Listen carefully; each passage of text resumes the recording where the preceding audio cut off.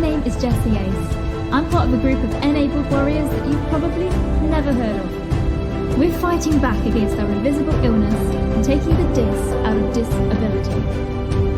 We don't give sympathy to our symptoms. They enable us to be the warrior that we are. If you ask doctors and nurses, they'd say what we're doing is impossible. But pushing the limits of our conditions is something that we have to break through every single day. So we push the limits. We are mentally strong, and we can do anything.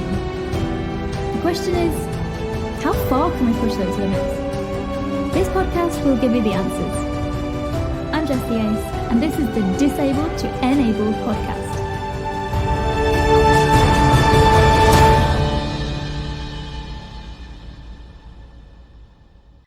Experience the benefits of pure hive power with the bee-powered honey. This therapeutic blend of royal jelly, bee pollen, propolis, and raw honey is designed to support those heavy, low-energy kind of days while supporting your immune system, promoting mental clarity and encouraging overall balance. Try a spoonful on those sleepy mornings, napless afternoons, and before intense workouts. So go and click the link in the show notes and invest in your health today. Okay, let's get into the first part of our interview with today's guest. So this section focuses on the actual diagnosis, what their illness is, and how it affects our guest. Keep listening out for part 2 to find out how they coped and thrived afterward. And then in part 3, listen out for today's guest's answers in the super quick secrets round. Or should we say not so super quick secrets round? Enabled Warriors, our next guest is a cyclist from Rockingham Cycling Club and calls herself Zebra on a Bike. After a childhood of strange symptoms, it wasn't until university that she was diagnosed with Ehlers-Danlos syndrome, alongside a complex combination of genetic conditions which cause a range of debilitating and painful symptoms. Thanks to the recumbent trike, cycling quickly became a way that she could safely, reasonably, comfortably stay active and enjoy being outdoors.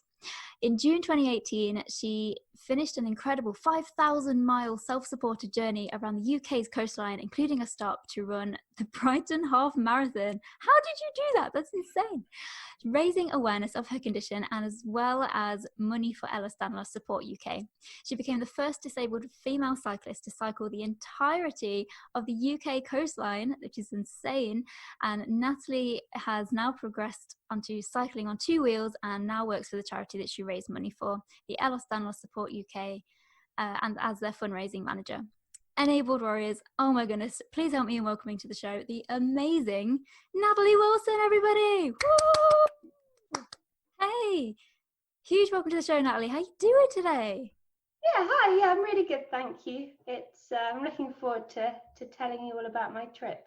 I'm looking forward to hearing about it. It sounds amazing. Let's get straight in by talking about what Ehlers-Danlos syndrome actually is, because people might not know. Yeah, so it's quite complex, really. Ehlers-Danlos syndrome is a genetic condition, and it affects your body's connective tissue. So there's 13 different types, and the hypermobile type, which is the type that I've got, is the most common. So connective tissue is what keeps everything together in your body. It keeps everything in place, it provides support, and as you have connective tissue everywhere, it can affect everything. So it can be quite complex, and it can affect people really differently. So kind of common symptoms include things like long-term pain, chronic fatigue, dizziness, palpitations, kind of like digestive issues, and all of those problems like vary really, between each person. Some people can have them really severely, and some people, don't suffer very much at all. So even within the same family, definitely within my family. For me, it's pretty much affected every single thing from my head to my toes. Really? Wow. Yeah, so it's difficult because obviously each person is affected so differently. But I think I've probably got quite a unique story in the way that I was diagnosed. I was at university, quite a long time ago now, so kind of 2007, 2008, and I went from I struggled all through childhood. There was something wrong with me, but we never knew what. And at university, I just suddenly started getting really quite unwell. I couldn't walk properly. I couldn't talk properly. I couldn't function. I was studying architecture, and this was still at a time where we did actually hand draw and use drawing boards. It wasn't all on the computer. Oh God, you survived. I know, but I really enjoyed it. I love drawing. So, but my friend we all massaged each other's backs as we were all sitting there, and she started noticing that my spine wasn't feeling quite the same as it had been the week before or the week before that. And it turned out that I had a kind of blockage at the back of my brain. Okay. So the kind of soft tissue at the back of my head had gone down into my spinal column. And this had caused kind of like pressure on my spine and stopped the fluid flowing kind of up and down my spine properly. And I was really sick, so I had surgery for that. And then I probably spent about 2 years pretty much in hospital full time, still really sick. And it was after those 2 years that I was just sitting on a bed in a hospital in London. And one of the professors came in that diagnoses EDS and just said, this is what you've got. This is, and you also have this, and this, and this this is why you've been so sick. And I think it was at the end of quite a long journey, and I was really deconditioned and quite exhausted by this point. But it was, it's a huge relief. But yeah, I think quite a unique way into it. But even then, even though I was in hospital for 2 years, it took me quite a long time to get diagnosed. Yeah, it sounds like it. Did you get any kind of information during your diagnosis? Like, were you given any information about what EDS actually is and all that sort of thing? I think, yeah, slowly. It was more of I think it was a bit of a shock at first. And obviously, as everyone does, I probably sat on Google and support groups. Yeah. I think probably one of the first things I did was turn to the charity EDS UK to ask, what do I do next? Yeah. And they definitely helped. Luckily, at the time, I was still under my father's private healthcare. So they helped with, you should see this consultant and this consultant and this consultant. Oh, that's and really the diagnosis was very much at the kind of beginning of the journey. It wasn't the end, you've been diagnosed. It was very much the beginning of starting to get help. And did you kind of feel like you almost lost the person that you were, or did you kind of have like quite a simple sort of transition, like, okay, well, this is now just me, but plus this? I think for quite a long time, I was a completely different person. I had gone from being extremely fit. I was a national swimmer when I was younger, which we now know was keeping my body together.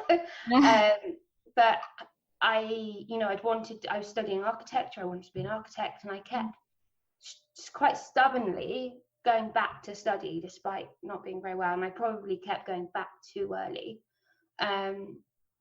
And I'd had all these dreams, and then my kind of after diagnosis or during this period, my dream was actually, no, I just want to be well enough to walk to the end of the corridor, and I think over time that those dreams kind of extended. I'd like to be able to do this. I'd like to be able to do this. But once I had that diagnosis, that's when I felt that I could start dreaming about doing things again. I was starting to get stronger. I was equipped with the tools and the right physio and the right medications for things to be able to get stronger. But I still studied, but I pretty much took it as a full-time job to get myself strong and fit again, because when you're so deconditioned, it's pretty impossible, to build that strength up again. It's a shock, isn't it, when you're newly diagnosed with anything? But I mean, like, I can't imagine what it must have been for you to have these multiple conditions as well. Yeah, definitely. I mean, a lot of people with EDS do have multiple conditions. Not everyone has the same multiple conditions.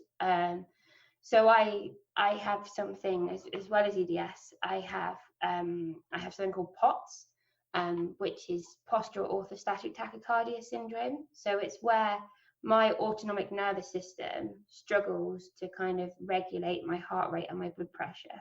So that kind of causes dizziness, and it's quite hard to stand, even now, even though I'm super fit, it's quite hard to stand still for, long periods of time.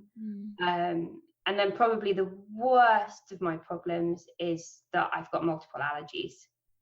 So my body's not very, I have proper, anaphylactic allergies, but my body's not very good at breaking down histamine.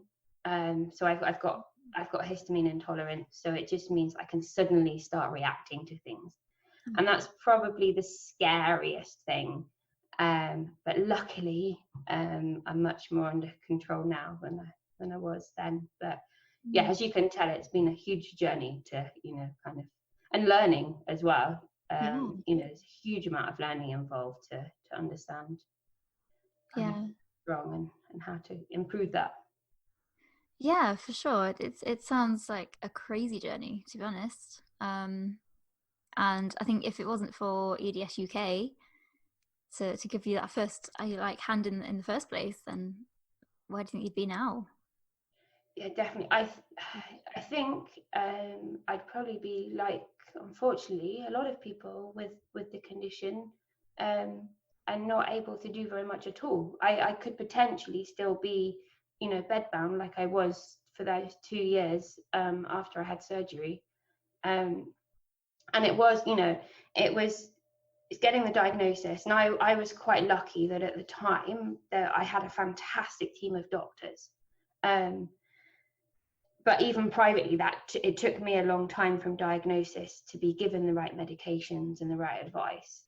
But I think it's willpower. It's having the will to, slowly, you don't get diagnosed and told that you need to get stronger and suddenly go for a run or a long walk.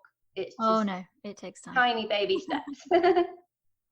And that's it. It's baby steps, and that's a really important thing to say, because I think sometimes when we do have chronic illness and we're feeling so fatigued all the time, we're feeling so kind of dragged down by symptoms all the time, it's super important to say, like, it's not as easy to just say to someone, go and run a marathon, you'll feel better. Because, I know some people kind of advise that, don't they? And it's a little bit too much at one time. And if we kind of split that down and we kind of say, do you know what, okay, well, today I'll do some really gentle yoga in a seated position, and then I'll try some yoga that's a little bit more advanced or whatever. And then you just kind of build up and build up and build up.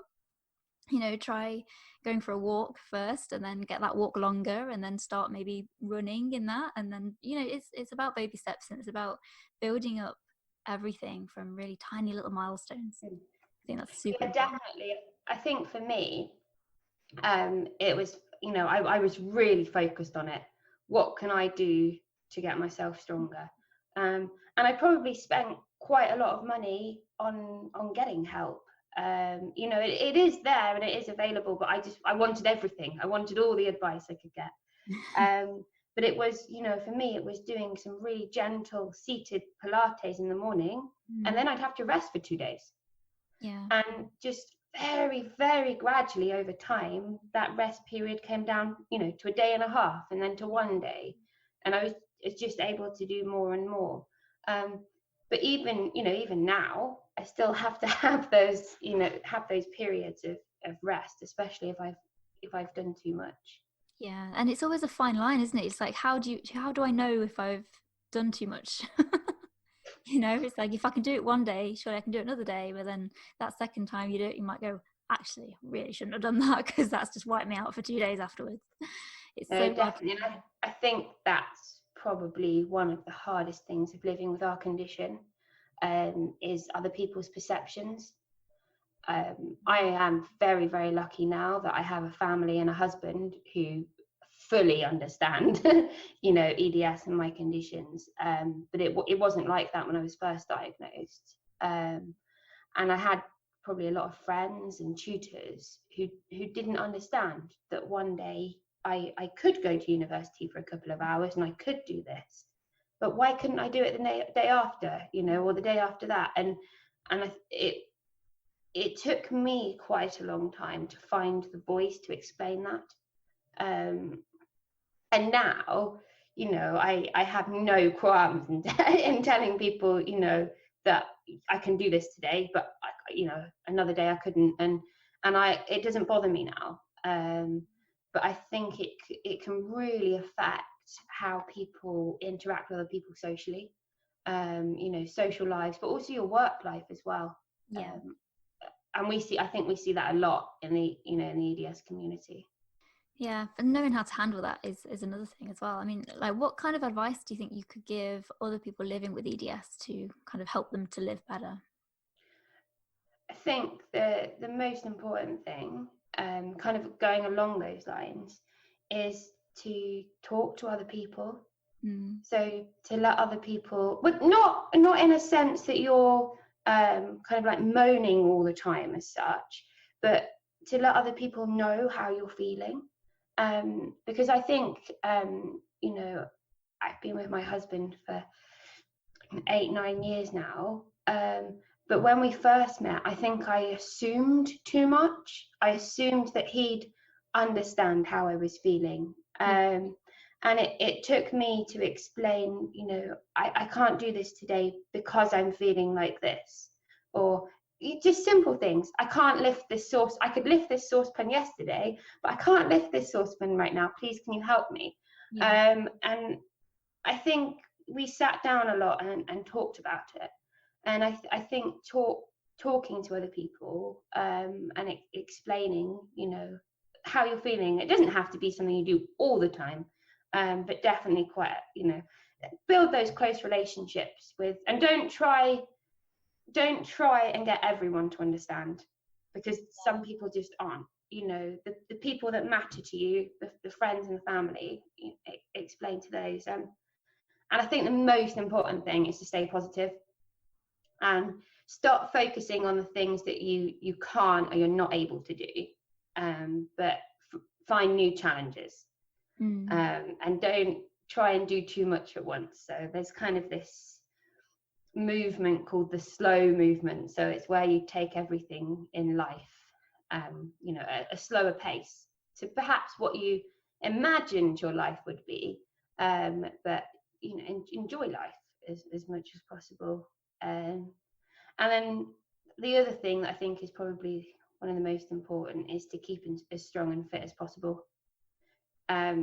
So to live, healthily and exercise and kind of eat the right things. And that's for everyone in the population, whether you've got a kind of chronic condition or not. Yeah, totally. I think we are all responsible for our own healthcare in that way. We're all responsible for what we can personally do ourselves. We are all in control of what we eat quite a lot of the time anyway. And, we are in control of our own body, and if we decide to exercise or not, we have that kind of control option. Yeah, definitely. I think the important thing is that especially if you've got EDS quite severely, you do need help to know what exercises are safe and what those first steps are. But once you're given that help, I definitely think it's partly your responsibility to continue that on. You go to the physio once a week or once a fortnight, and you need to be doing those exercises at home every day. Yeah, you're just doing what you're able to do on that day, and kind of following the advice of the professionals around you, I think. Yeah, definitely. Awesome. Well, that's amazing advice. Thank you so much for sharing that with us, Natalie. That's just amazing. Enabled Warriors, that's it for part 1. In the next part, we will discuss the amazing things that our guest today has done since their diagnosis. Warriors, look out for part 2. And if there is anything that we've spoken about so far that you can relate to, then please tell us in the comments, and remember to follow or subscribe wherever you're listening today. Are you ready to fight back against your chronic illness and go from being disabled to enabled? Do you want to be an enabled warrior, someone who's brave, strong, and confident, and someone who's ready to find a way to achieve awesome things despite a diagnosis. This is your invitation. Check out disabled2enabled.com for articles and reviews to find out how you can become enabled too. Subscribe to the podcast to always be in the know. If you think this podcast is better than sleeping in on a Sunday, tickle that subscribe or follow button wherever you're listening. And make sure to share this episode with someone who needs some inspiration. Want to ask your questions to future guests?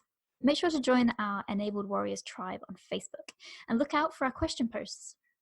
Before we go, check out Disabled2Enabled on Instagram for posts that tell it like it is. And remember, warriors, stay enabled.